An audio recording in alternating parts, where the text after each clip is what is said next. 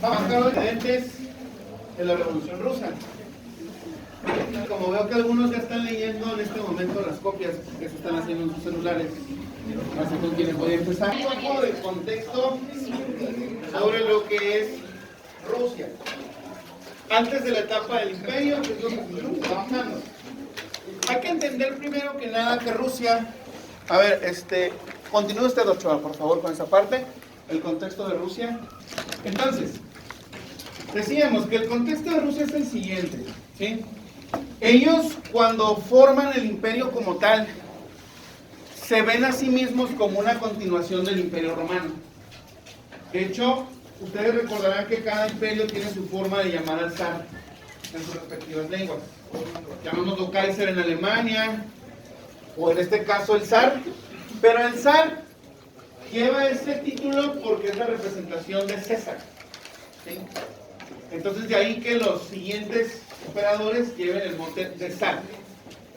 Por eso también vamos a encontrar que en Rusia el calendario con el que ellos se manejan o se organizan es el calendario juliano, que de nuevo es el que se establece en los tiempos de Julio César, que está desfasado en un promedio de 15 días del calendario gregoriano, que es el que todos los demás usamos después de 1582.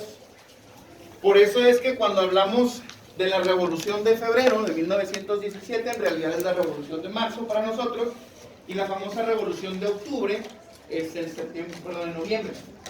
Entonces ahí es donde a veces no coinciden las fechas cuando lo revisamos.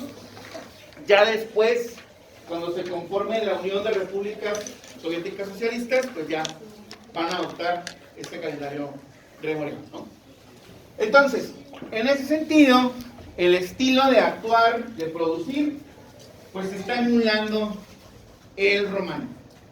Ahora sí, eso lo vamos a empezar a observar ya en los primeros años del siglo XX y todavía siglo XIX.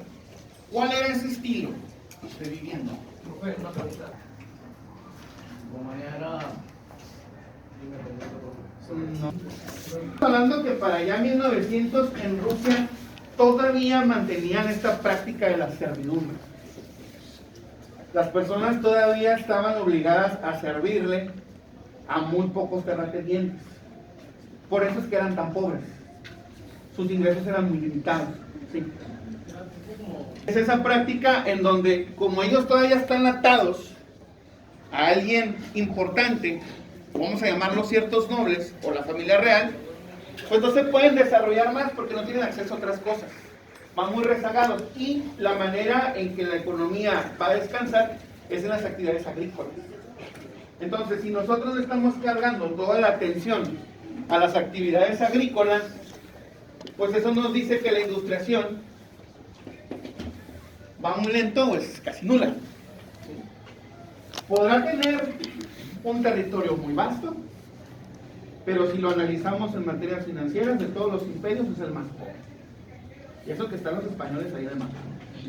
Pero bueno. Entonces, cambios en ese modelo de estructura y de economía, ahí es donde entra este personaje. Sergio. Sí. Que reconoció los problemas económicos que tenía Rusia. La relevancia de que él haya sido ese ministro de Hacienda en esos años. Porque por algo hablamos de él, viernes. Muy bien. ¿Ron? Esto es para que la moneda sea más fuerte. Porque si el metal en el cual se van a basar, en este caso, llamémoslo plata, no se cotiza igual que el oro, entonces la moneda no es frágil, es más vulnerable, no vale tanto, y entonces no puede consumir con otras naciones. ¿Qué es lo que le pasó a España cuando la devaluó en el siglo XVI? Pues que es otra cosa. Bien. ¿Qué más?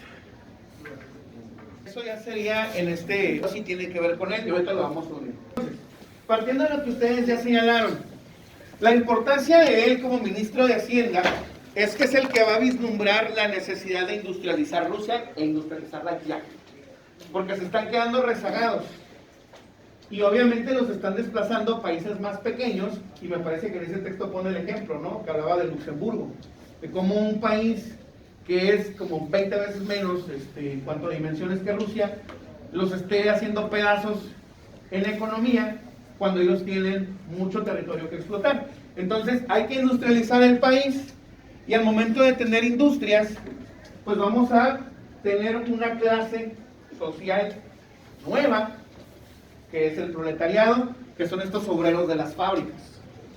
Y como también señalaba por allá Romo, estos trabajadores, a diferencia de muchos otros, son estas personas que están conscientes de su condición. Ellos saben que son explotados, ellos saben que les están robando el fruto de su trabajo, con algo llamado plusvalía, según Marx. Y la tercera son marxistas. Y entonces muchos de estos trabajadores tienen inquietudes de ese tipo, ya que consumen este tipo de información. ¿A qué era referido el término de ser marxista? El ser marxista se refiere a estos simpatizantes de las ideas de Marx en el terreno de lo económico, lo social y de la historia. El apoyo que le tenían. Más que apoyo, es que seguidores se escucha mal, sino defendían los principios de las obras de Marx. ¿Recuerdan ustedes cómo aplica el concepto de la plusvalía? ¿Lo vieron en la estructura? Sí. Igual y sí, pero Sí.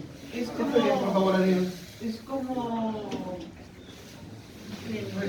que no te acaban como debiendo como para quien tú produces, como que no te acaba dando lo que realmente produces,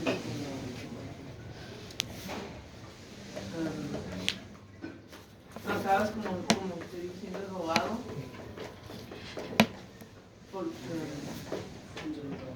porque no, al final no te dan el disfrute de su trabajo. A ver, ya no forzosamente. Pongamos un ejemplo. Una persona que trabaja, vamos a decir, 48 horas a la semana ensamblando televisiones. Al final de la semana, el sueldo que le van a pagar no le alcanza para comprarse una de tantas televisiones que hace. Quiere decir que todo lo que él está haciendo dentro de una fábrica, cuando sale al mercado, tiene un valor X número de veces mayor, pero él solo percibe una parte. Entonces, ese valor que adquiere el producto, ya sea porque lleva una marca, o como decía Santiago, pasa el tiempo y el terreno entonces tiene un valor más elevado, esa es la parte de la plusvalía. ¿Sí? Entonces decía Marx, a los obreros les están robando, porque mientras los patrones cobran mucho dinero por lo que ellos hacen, el salario que perciben no es suficiente para que los puedan consumir, por lo tanto no es lógico. ¿Sí? Por eso estaban en favor de que las empresas le pertenecieran a los obreros y que todos se beneficiaran del trabajo de ella y que hubiera condiciones más justas. Otro tema que después vamos a tocar.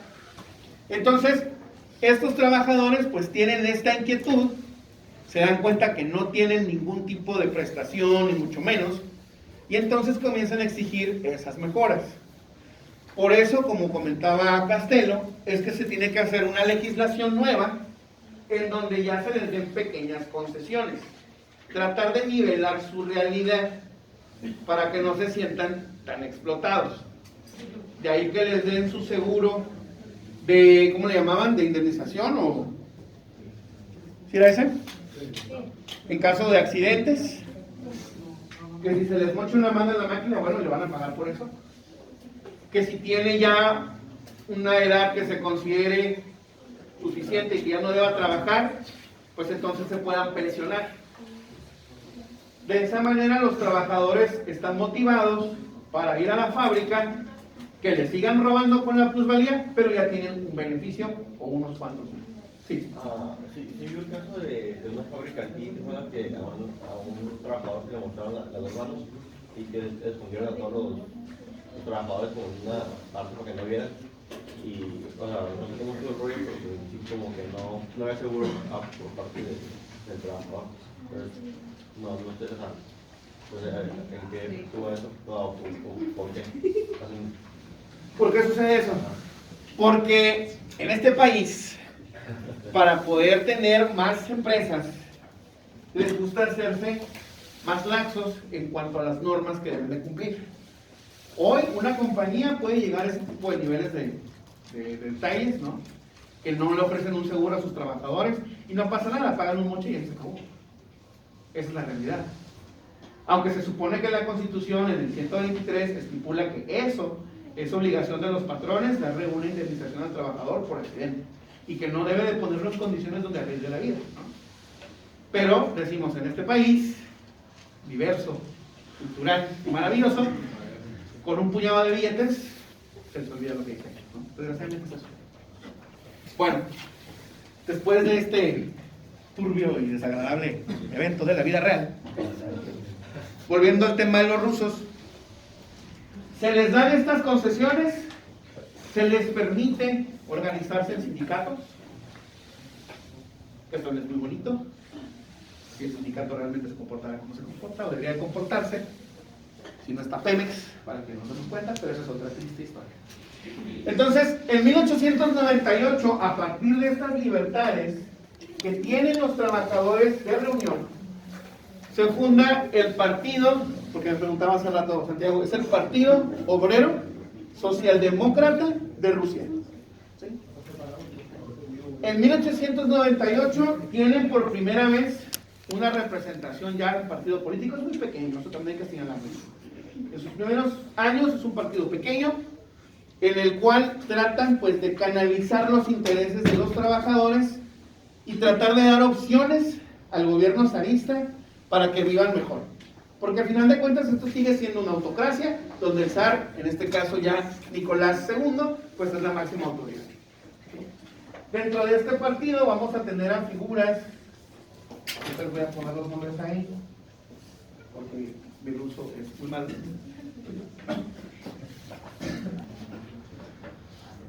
Que son los que van a andar moviendo estos grupos muy no, ¿mande? ¿Mande? Socialdemócrata. Socialdemócrata.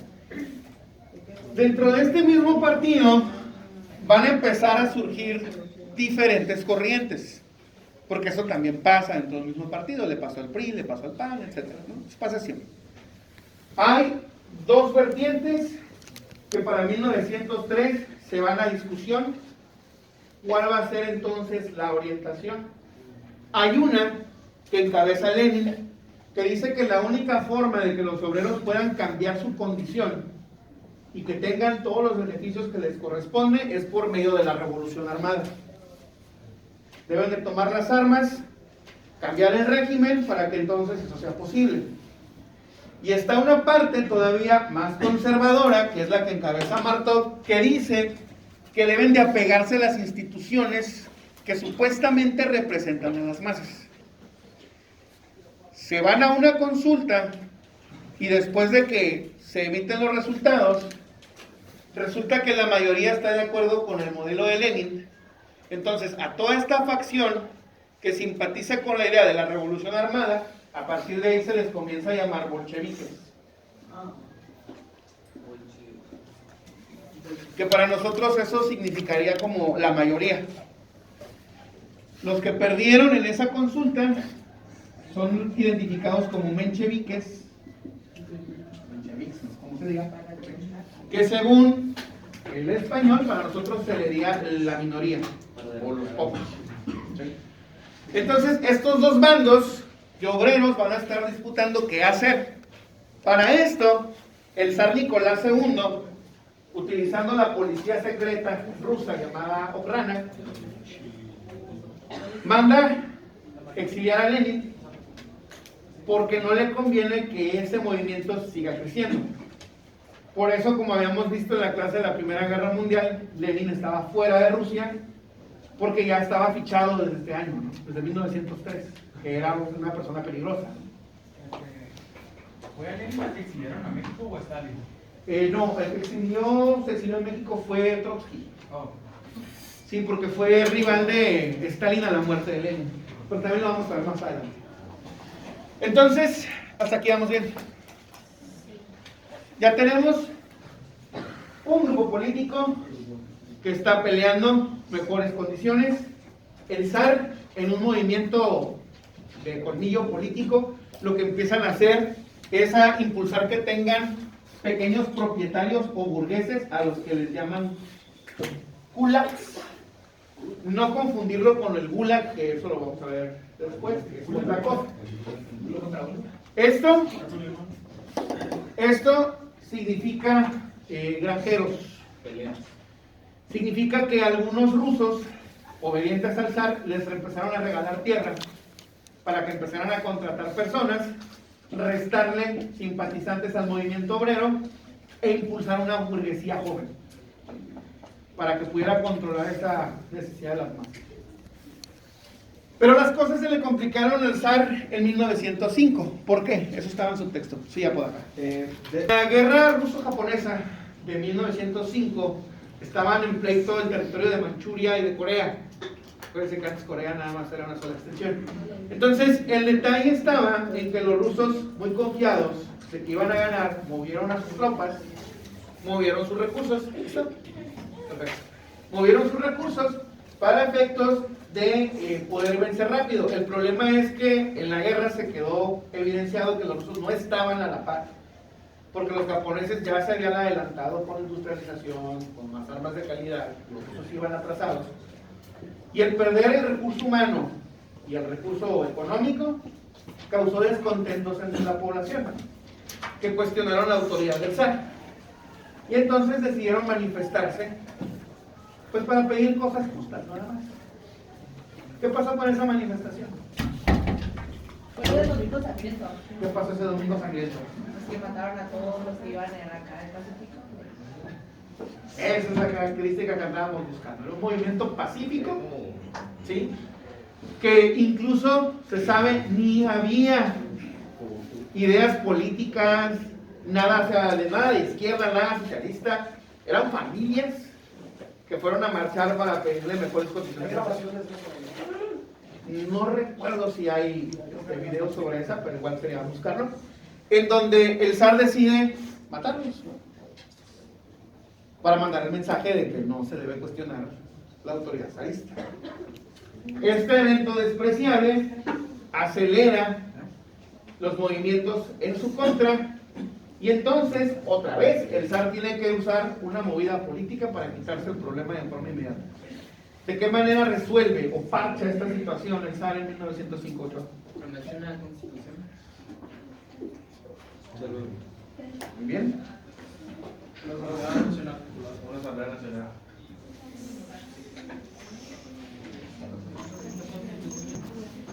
Estas asambleas de las que ustedes hablan son las que se denominan Duma,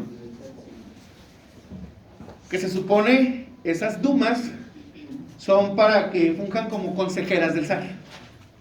Entonces, si ellos están representando al pueblo, pues le aconsejan al zar que no se exceda y que les deje algo, ¿no? Entonces, ¿qué pasa? Porque hablan de 4 Dumas en ese texto. Tienen que hacer 4 veces. ¿Qué pasa con la primera de ellas? Sí. Fue elegida por lo que venía a ser un sufragio universal, pero los partidos radicales se negaron a participar y los demócratas constitucionales obtuvieron la representación más grande. Bien. ¿Por qué no funcionó? Porque no la quería.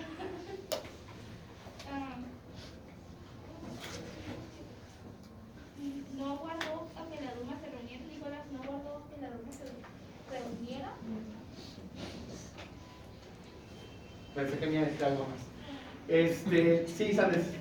Es que dictó por propia iniciativa un conjunto de leyes para el imperio. Fundamentales también. Bien. Quiere decir que estas Dumas en un primer momento intentaron cumplir con su rol, pero antes de que se volvieran un problema para el zar, la disolvió. Luego vino una segunda. Con la del voto. Le daba los votos a los trabajadores. ¿Y qué pasó con ella? No sirvió. Hasta la tercera es cuando ya. A ver, esa tercera. Perdón, adelante, continúa. ¿Qué iba a decir? No. Levantó la mano. No se la hace, pero Ah, la tercera. ok. Entonces, ¿qué pasó con esa tercera?